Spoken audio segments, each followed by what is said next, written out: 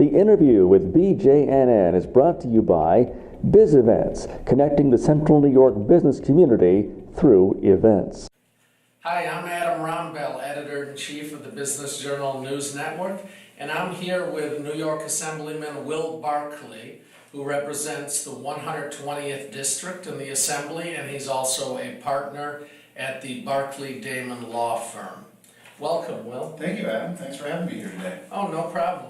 Now, tell us a little bit about yourself and how you decided to go into law and politics. Well, that's a question I get asked quite a bit, I think, around my district from constituents and actually from people who are thinking about going to law school. So let me try to take them one at a time. I think law, my father was an attorney with the law firm Barclay Damon, hence the name from the firm. And so I saw growing up the kind of the life that he had, how much he enjoyed practicing law.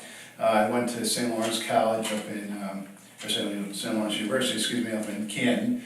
And I was a government major. And when I graduated, I didn't really know, I didn't have any strong feelings about going anywhere. So I thought, well, I'll try law school. I see it worked well for my father. Maybe I'll give it a shot. And I did it 3 years and enjoyed law school and then practiced, well, still am practicing, but I clerked for a judge after law school and then worked at one other firm and then ended up at his guy from Barclay after probably 6 or 7 years after I graduated from law school. Gotcha. So you've now been in the New York Assembly coming up on 16 years, correct? Yeah, I can't believe it. So getting into politics is a little different than law. I always liked government. Obviously, I was a government major. I thought I liked politics, but never thought I'd run for office. And interestingly, I can't believe it was 2002, but that was right after redistricting. The two members of the Assembly of the district that I ended up taking over, one was from Oswego County, the other one, Hal Brown, was from Onondaga County. They both retired. So interestingly enough, because I had relationships because of practicing law in Onondaga County and because I live in Oswego County, I actually had people approach me and say, you would be a good candidate for this because you have relationships with both parts of that time, that district. So I said, well, I'll give it a shot. But really what motivated me to do it, I had 2 young boys, now they're not so young anymore. And as I've told the story many times, I'm the 8th generation of my family to live in Pulaski. And I don't know if they want to live there after they graduate from school and make a career like I have and live in Pulaski. But I said, boy, if we don't change the way things are going in the state, they're not going to want to do it or not even have the choice to do it. So I want to at least do my part to try to make the economy better and give the opportunities, particularly for my kids, but all young children now, older children in Central New York. So that was really the motivating fact that got me to run and frankly keeps me going. And how do you balance your legal career with the political career? Well, that's a great question. I'm fortunate, as you know, the firm's relatively large, so there are a number of attorneys there who can take up the slack. I really struggle to understand how some of my colleagues in the Assembly, when they have 1 or 2 other partners in their law firm, they're able to keep it going. I'm fortunate. I don't practice day-to-day practice too often now. I have to do more like client management type work, so that allows me to kind of bounce back and forth. But it is a challenge. But let me tell you, the one thing I think is important, this might be a segue into a different question you may ask me later, but there's been a push lately in Albany to get a full-time legislature, and I am really dead set against this. I think we are in politics, I hope to think most of my colleagues, and certainly I know I am, because we really see it as a public service, and we're really trying to make life better for our constituents. And I think the idea of making it full-time gets it into being more full-time legislator. I think it's important to have other people with different breadths of knowledge of their careers and their business outlook and whatever. And that only comes through with part-time legislators. So I'm strongly opposed to having a full-time legislator, even though sometimes balancing the both can be a bit of a challenge. It can be difficult, sure. Right. Now, one of the things Assemblyman Barclay does is he writes a weekly column, and we actually publish it. Readers of the Business Journal will be familiar with it. And a recurring theme of your columns has been about the missed opportunities by the legislature to pass legislation addressing pressing issues that we're facing, particularly with the business climate. Right. How do you solve that? Well, I wish I could say I've been more successful than I have been solving it. It is a challenge. A couple of things. I think New York State, obviously, are a very diverse state. We have upstate, downstate. Upstate, they can afford some of these higher costs of doing business because they have the city there, that's a natural attraction. They have the financial markets, that's a natural attraction that brings business in. I will say, albeit, I don't know how long that'll last, you can't tax and regulate people to death. Eventually that's gonna run out, but at least in the last decade or so, they've been able to do fine. Upstate, we have bigger challenges because we have to compete with our sister states and compete on a global world basis, and if we have these high costs, it's not hard for a company that is looking maybe to move in here, or even companies that are already here to look around and say, why are we paying all these extra costs when we can go somewhere else in the country? So how do we change that politically? I think one big thing is having a governor that would understand. We have a very strong executive branch state government compared to other states. The governor has a lot of leeway. He can be able to set the agenda. And unfortunately, this governor that we have, Governor Cuomo, who came in and did talk a pretty good game when he first got elected. There was a lot of things I was pleased that he was saying, that he was really going to focus on upstate. I think he's, over the last term or so, he's kind of gotten waylaid on that.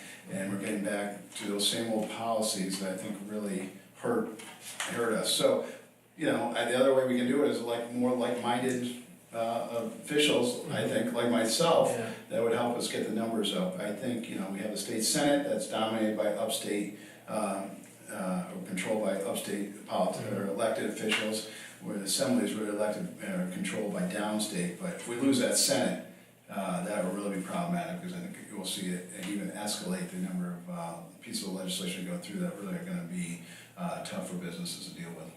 Now, when you sit down, obviously, in your law work, you directly work with businesses, because I believe you do handle transactions, M&A transactions.